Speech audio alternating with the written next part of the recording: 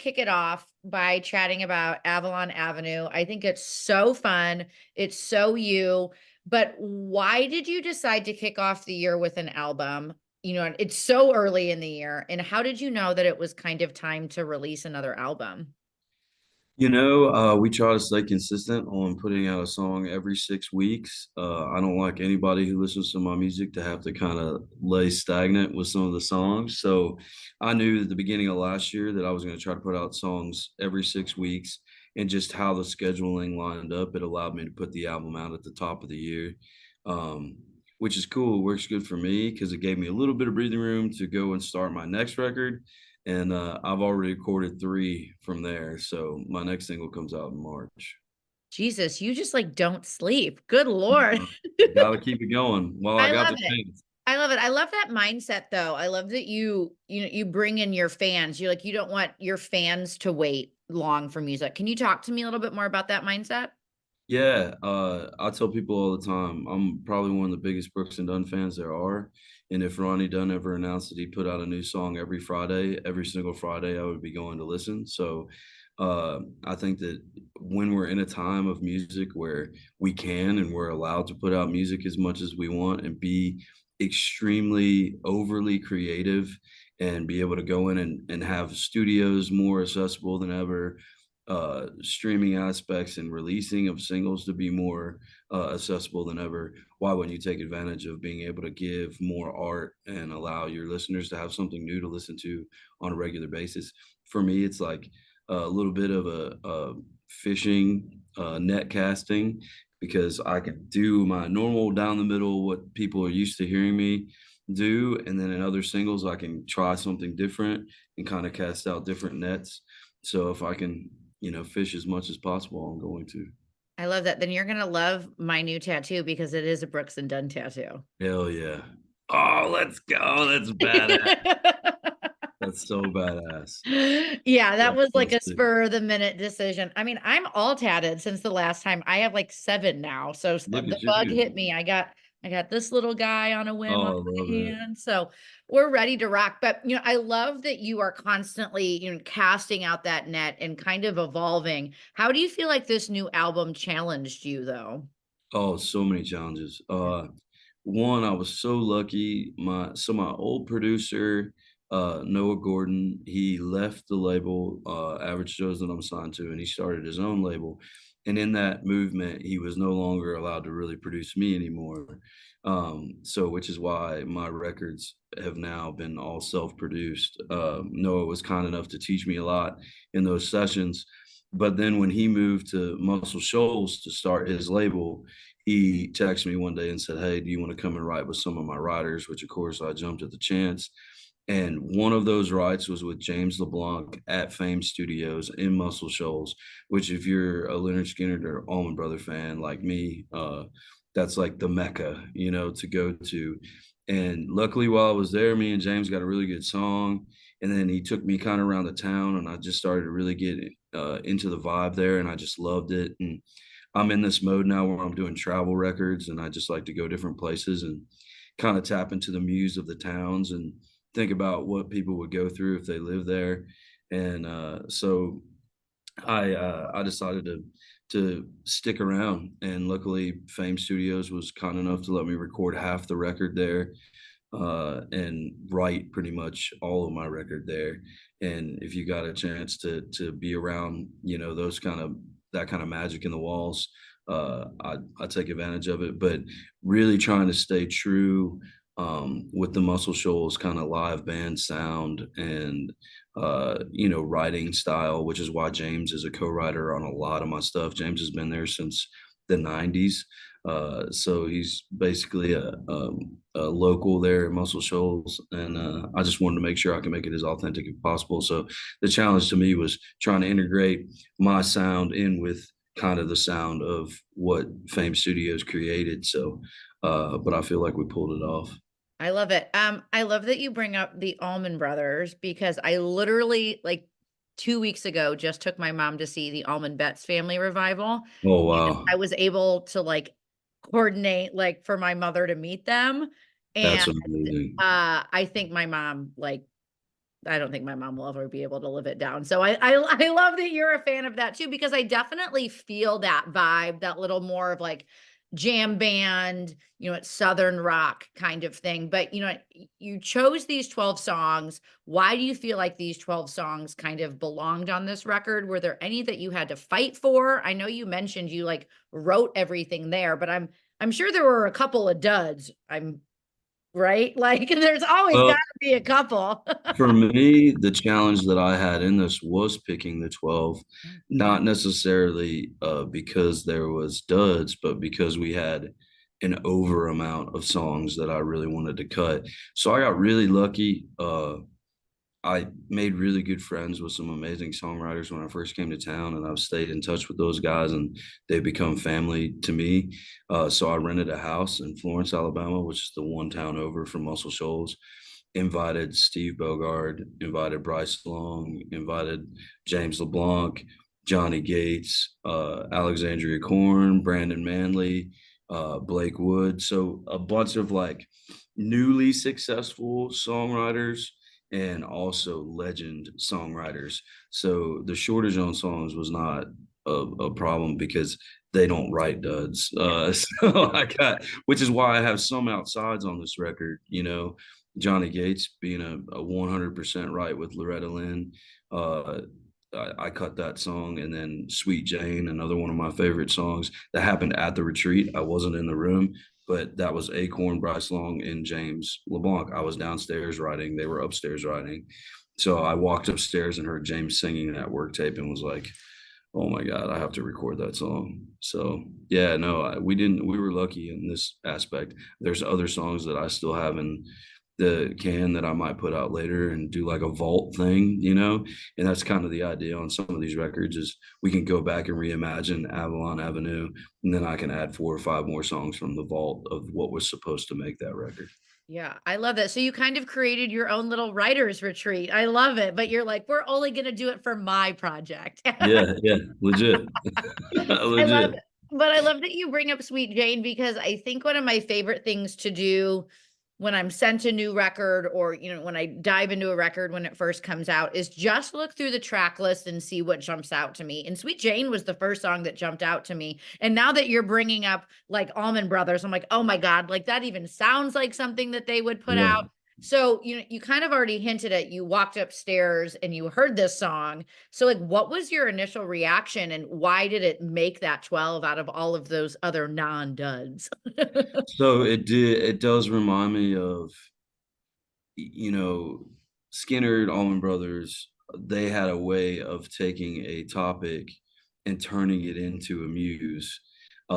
Sweet Jane was originally comes from a brand of a cigar that I smoke from Deadwood Tobacco Company called Sweet Jane. Good to And know. Acorn saw the band after Brad was like, "You need to write a cigar song," and he said, "Sweet Jane is one of them." So Acorn took that into the writing room, and then they just created.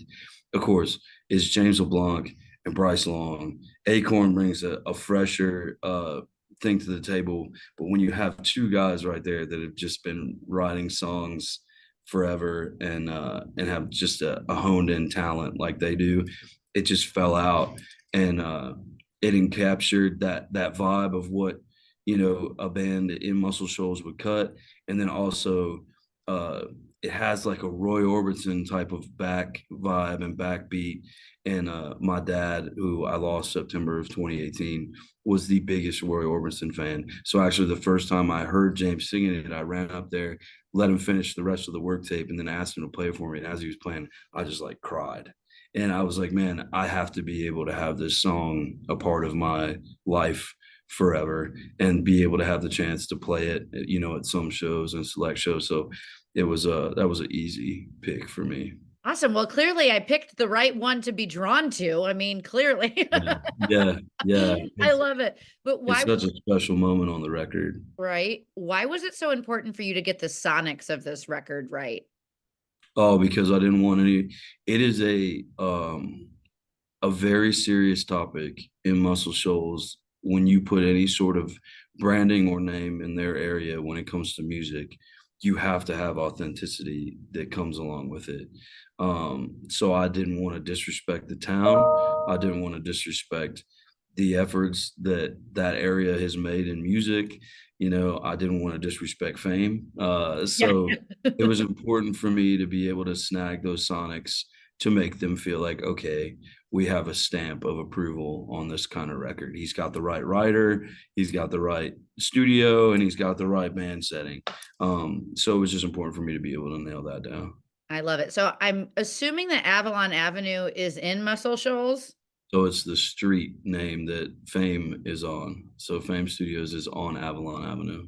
Okay. Well, that was just the naive part of me. I'm like, I'm gonna let him tell me instead of Yeah. assuming. So Yeah. At first, the label wanted to call it Muscle Shoals. And I was too scared to name it that because it's such a legendary town. I don't ever want anybody to feel like I'm misconstruing such a legendary area by saying like Sam Grow, I'm Muscle Shoals. yeah. Like I'm not, you know? So I figured the softer route of that was I did take inspiration from their town. I love that town so much. I always will, and I'll always have a special place for me. And I just wanted to be able to honor it by just, giving it a Yeah. little bit of location, Yeah. Yeah. but I not love it. taking the whole location. Yeah, right. Enough intrigue that I'm like, so I'm assuming that's in that town. So, Yeah. besides the album that's been doing so well, and I've been loving looking at all your fans commenting and wanting more and feeling so connected. Why is it so important to also put your own personal story into your project? I mean, I think that the greatest thing that has happened in our era of music is authenticity and a artist being able to be completely genuine to the people who connect to their stories and music, and there is no filter in between them anymore. Like we can do this, back in a long time ago before technology in the eras of music, the only kind of connection that a fan had listening to a record was listening to the record. They couldn't then deep dive more into the person.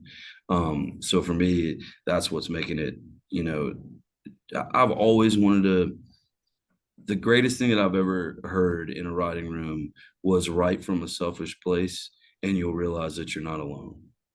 And yeah, it's like the best thing that I've heard. And so like that's where I've kind of really driven my music. The more creativity and the more allowance I've gotten as an artist from my label to be able to kind of deep dive and do what I need to do, the more I've taken advantage of that. So I just want everybody to feel like after they listen to 12 songs of me, even if they're hearing me for the first time, if they're listening to Avalon Avenue, they can understand me more as a person and feel like they know me more as a person than as an artist.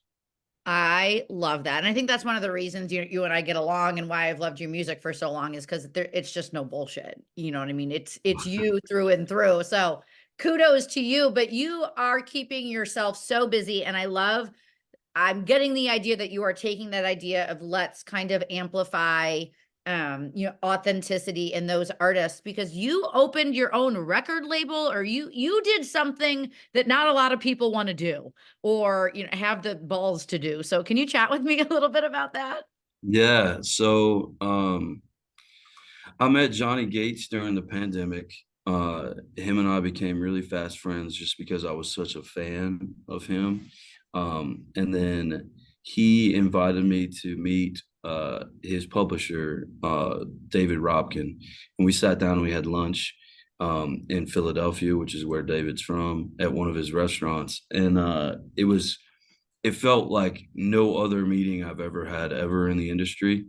It felt just way more family than it ever did corporate or business.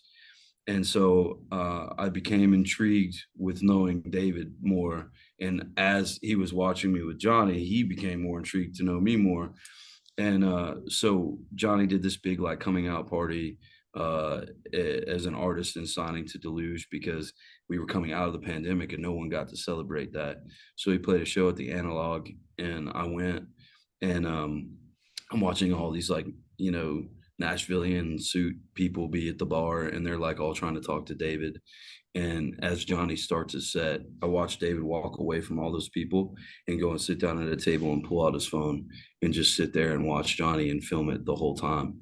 And I got goosebumps. I was like, man, no one's like that. No one in this town has that amount of passion. I mean, there's a lot of people in town that are passionate, but at the end of the day, it comes down to, books and numbers. David was addressing it more as, as a fan and as someone drawn to the music.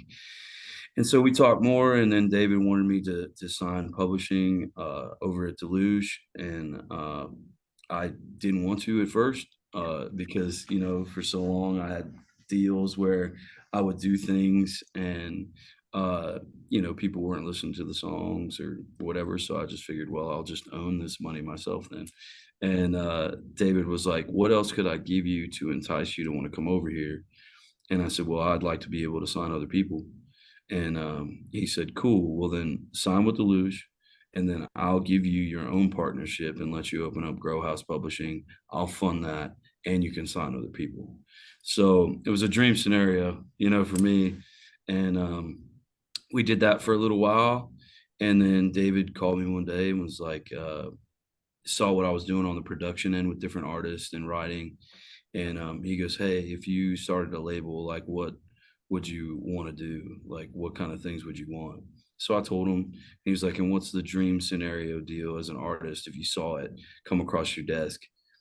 What would make you want to sign it?" So I told him those things. And then he said, "Well, let's do it. Let's start a label." And now I'm thankful because I've told Brad, my manager, forever. I was like, if there ever was a label in town that was just completely honest and can show an artist in the beginning works, how they make music, how they make money off of music, how they brand music, it would be an awesome first step for them to have someone who is be able to be honest with them and learn their craft. So we started Deluge Records Nashville. We signed Blake Wood and Alexandria Corn, and I'm really excited about having an avenue in town now where I can help artists kind of skip some of the mistakes that I made, in the beginning of my career. I love that. I mean, I know when I first met you, God, 2 years ago? Oh my God, almost 3 years ago now, you were saying those same things. So I am so excited that this is finally kind of happening and then that you're kind of bringing people into your wing. So like kudos to you. That's wonderful. But I want to talk to you about your tour. What can fans expect? What are you excited about? So this is the acoustic tour, and this came about because we every year in the last quarter we do this thing called backyards and bonfires, where I travel around to different people's houses and play in their backyards. And I don't like to use the word fan, so I call everybody who follows me family because they one allow my music to be in their life every day, and they reach in their pockets, support, financially my dreams and goals. That's not what a fan would do. That's what family does. So I have a waiting list every single year where those family members get a chance to have me come and play at their house for them and their friends. And so I do that. Well, when they didn't start making, when some people couldn't make the list because we didn't have enough dates, we'd run out. They were like, "Could you please do an acoustic show anyway?" So we changed it to where first quarter we started last year. This is our second year. Where in the first quarter, me and Alex just go and play acoustic shows across the country. So then the people who didn't get a chance to have me come and play at their house, they can come see me in public and watch the show. Uh, but it's cool. I go through, my entire set and all the stories that are attached to each song. Play a couple songs that aren't mine, but have stories attached to my life and that sort of thing. So it's like an evening with kind of thing, and I sit and talk, and then after the show's over, I go out into the audience and hang out with everybody, and have a couple drinks and talk to them and learn more about them too. So it's just a more intimate show, and I really enjoy them. It's been my favorite thing that I've done in my career. I think the thing that I have, and I've always known this about you, but I feel like we've definitely solidified that this is like one of your pillars of just who you are in your career, is you are so fans first. Why do you think in this day and age it is so important to be fan forward facing? well, without them, we Yeah. don't get to do this. You know, Yeah. like I think that there is a certain aspect in some people's mentality that I don't know how they develop that, but they feel like, you know, they come out on a stage and they're like, "You're welcome." Yeah. Where, you know, I've never really been drawn to those kind of artists. For me, we all get to do what we love. It's an absolute dream. Like it really is a dream to get to wake up every day and do music.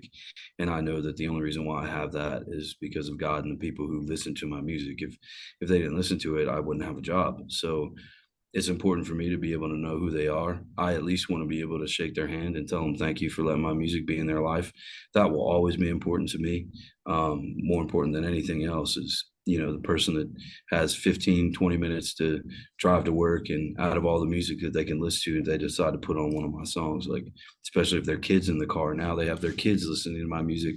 So those little scenarios have always just been just I feel eternally grateful and thankful for those little moments. So you know, that'll never change for me. You're listening to all